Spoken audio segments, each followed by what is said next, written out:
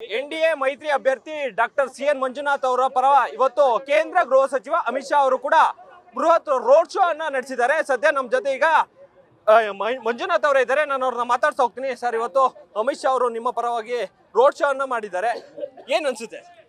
ಇಲ್ಲ, ಇವತ್ತು ಅಮಿತ್ ಶಾ ಅವರ ನೇತೃತ್ವದಲ್ಲಿ ನಡೆದಂಥ ರೋಡ್ ಶೋ ಒಂದು ಐತಿಹಾಸಿಕ ಸಂದರ್ಭ ಅಂತಲೇ ಹೇಳ್ತೇನೆ. ಯಾಕೆಂದರೆ ಜನಸಾಗರವೇ ಹರಿದು ಬಂದಿತ್ತು. ಆ ಜನಸಾಗರದ ಜೊತೆ ಅವರ ಹೃದಯಗಳು ಕೂಡ ಹರಿದು ಬಂದಿತ್ತು. ಯಾಕೆಂದರೆ ಅವರಲ್ಲಿ ಇರತಕ್ಕಂಥ ಇವತ್ತು ನಮ್ಮ ಕಾರ್ಯಕರ್ತರು ಮತ್ತು ಮತದಾರರಲ್ಲಿ ಇರತಕ್ಕಂಥ ಉತ್ಸಾಹ ಅದನ್ನು ನೋಡಿದರೆ ಬಹಳ ನನಗೆ ವಿಶ್ವಾಸ ಇದೆ.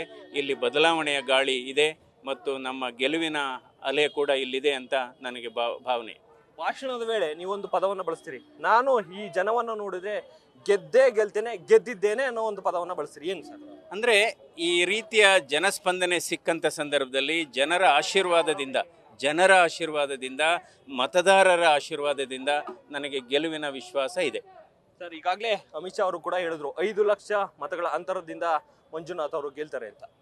ಅಂದರೆ ಅದನ್ನು ಬಹುಶಃ ಮತ ಎಣಿಕೆ ದಿನ ಅದನ್ನು ನಾವು ಹೇಳ್ಬೋದು ಎಷ್ಟು ಅಂತ. ಅಂದರೆ ನಿಮ್ಮ ವಿರೋಧಿಗಳಿಗೆ ಅಮಿತ್ ಶಾ ಅವರು ಬಂದೋಗಿದ್ದು ಎಷ್ಟು ಬಿಸಿ ಮುಟ್ಟುತ್ತೆ ಸರ್? ಈಗ ನಮ್ಮ ಚುನಾವಣೆ ಗೆಲುವಿಗೆ ನಾವೇನು ಮಾಡಬೇಕು ಅದು ಮಾಡೋಣ, ಅದು ಮಿಕ್ಕಿದ್ದು ಅದು ಚುನಾವಣೆ.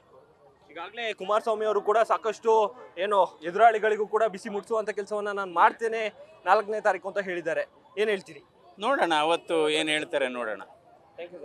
ಇದಿಷ್ಟು ಡಾಕ್ಟರ್ ಸಿಎನ್ ಮಂಜುನಾಥ್ ಅವರ ಮಾತಾಗಿರ್ತಕ್ಕಂಥದ್ದು. ಕ್ಯಾಮರಾಮನ್ ಅಶ್ವಥ್ ಜೊತೆ ಮೋಹನ್, ನ್ಯೂಸ್ ಫಸ್ಟ್, ಚನ್ನಪಟ್ಟಣ.